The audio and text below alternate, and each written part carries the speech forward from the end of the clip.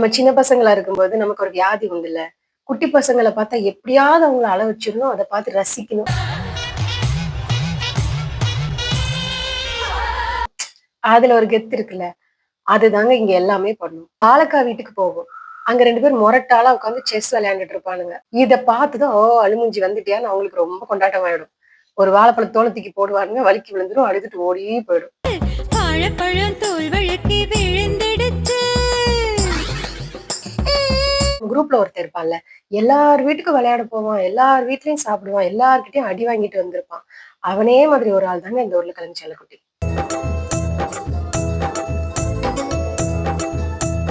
உருளைக்கிழங்கு செல்லக்குட்டி எங்க போச்சு?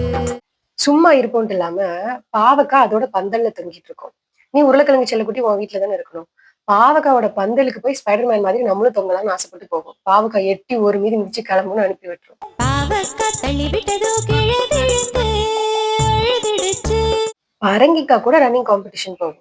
நல்லா பார்க்க புசு புசுன்னு பையன் பெருசா இருக்காப்ல. இவரு கூட நம்ம ரன்னிங் ரேஸ் வச்சோம்னா நம்ம தான் ஜெயிச்சுருவோம் அப்டின்ட்டு கிளம்பி போகும். அதுல கூட ஓட முடியாம கல்லு தடுக்கி கீழ விழுந்துரும். ஐய்யய்யோ! அவன் ஜெயிச்சுருவானேன்னு உட்கார்ந்து ஓன்னு அழும். அதோட என்ன ஆகும் தெரியுமா?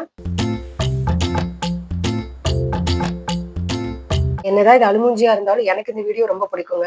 அந்த விஷுவல் ரொம்பவே அழகா இருக்கும். அந்த ஒரு மொரட்டு காய்கறிக்கும் அதுக்கேத்த மாதிரியே வீடு கட்டி உருளைக்கிழங்கு செல்லக்குட்டிக்கு உருளைக்கிழங்கு செல்லக்குட்டியோட வீடு.